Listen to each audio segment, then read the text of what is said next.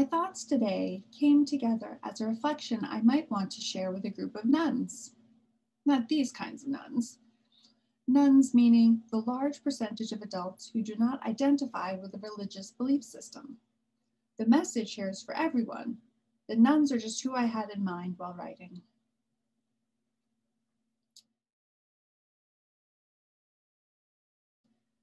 Jesus began to teach his disciples that the Son of Man must undergo great suffering and be rejected by the elders, the chief priests, and the scribes, and be killed, and after 3 days rise again. He said all this quite openly, and Peter took him aside and began to rebuke him. But turning and looking at his disciples, he rebuked Peter and said, "Get behind me, Satan, for you are setting your mind not on divine things, but on human things." About 4 or so years ago, I went on a fact-finding mission.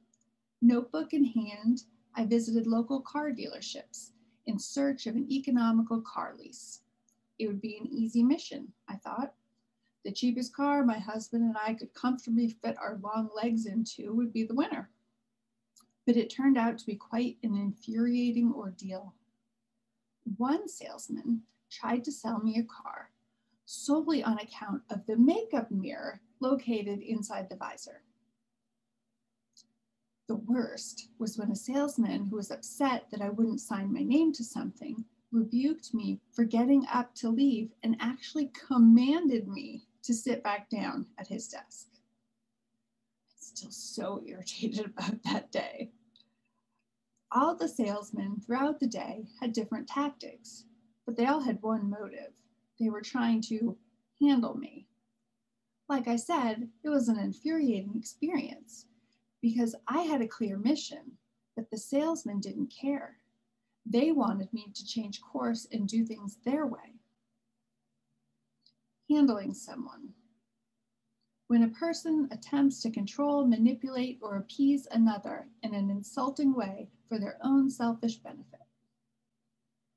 Speaking of handling others, the Bible passage you just heard was written by a person the church identifies as Mark, and it's the earliest account of Jesus' life that we have, written maybe 30 or so years after Jesus was killed by the combined forces of establishment religion, a greedy empire, and fickle-minded citizens.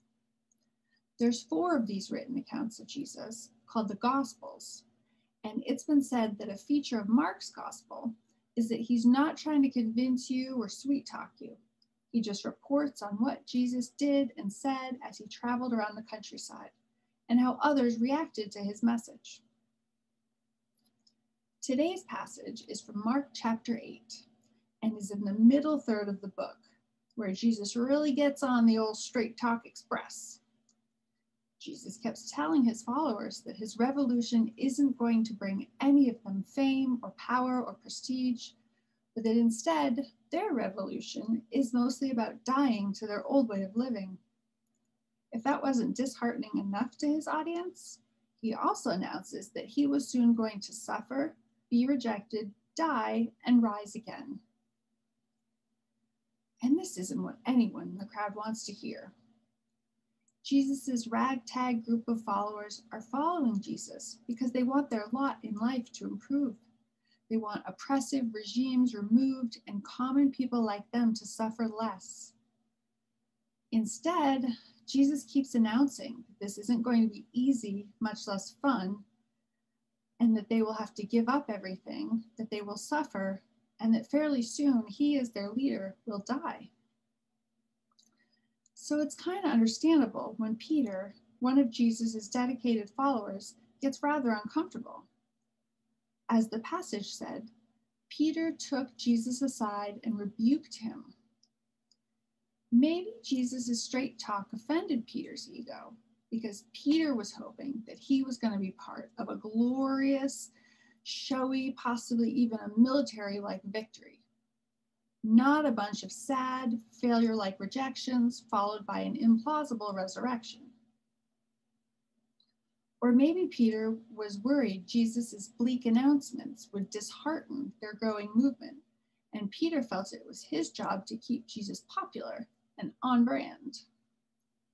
For whatever reason, Peter rebuked Jesus.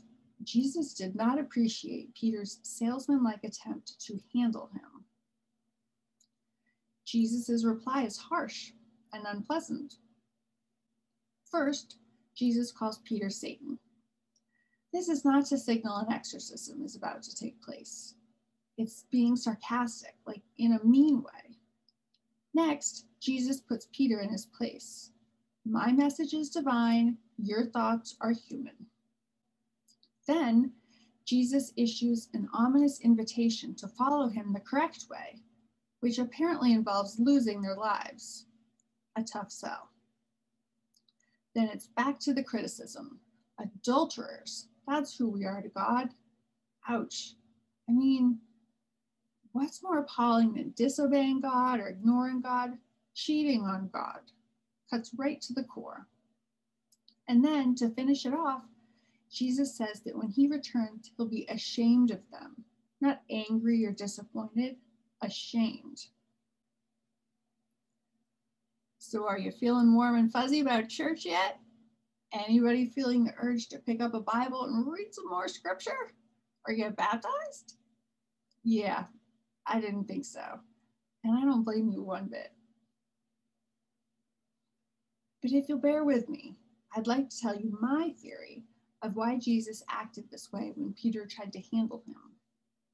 Why Jesus got so angry that he was sarcastic and kind of threatening.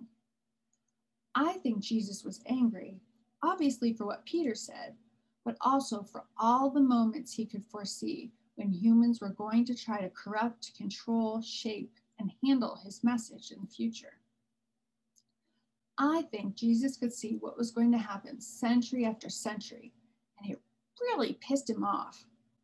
And not just the broad swath of the church's failures throughout history, such as supporting slavery and the Nazis, the Spanish Inquisition and the Crusades, but I think he was really angry about all the everyday betrayals that completely misrepresented him, or at best, distorted his message.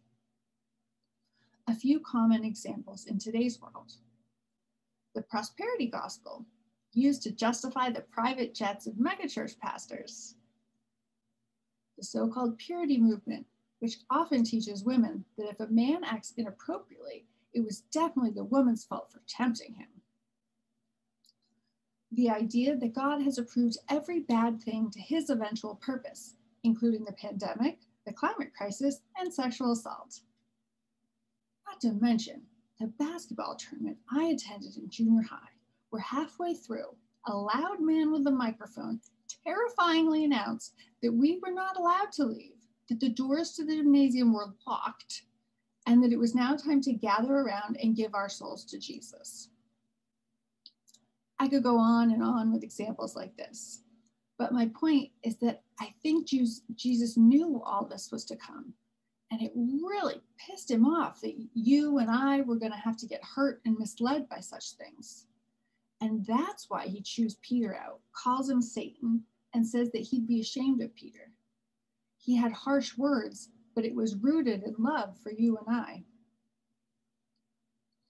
I'm thinking of another story where Jesus doesn't allow himself to be handled by his followers. It's in one of the other accounts of Jesus' life, this time written by someone we know as Matthew. In chapter 20 of Matthew, Jesus is walking down the road with a large crowd of disciples and his supporters. Two blind men call out to Jesus from the side of the road, calling him Lord and asking for his mercy. The crowd of disciples and supporters, perhaps thinking this behavior was not worthy of Jesus' attention, sternly ordered the two men to be quiet. Despite the arrogant shushing they received, the two men called out again. And you know what happened next? Jesus stood still in the middle of the crowd. I'm picturing this whole mass of people moving down the street, and then Jesus, in the middle of it, suddenly stops walking, and everyone around him starts stumbling over themselves. Jesus doesn't care as he asks the two blind men, "What do you want me to do for you?" And they request that Jesus let their eyes be opened. And the passage says, Moved with compassion, Jesus touched their eyes.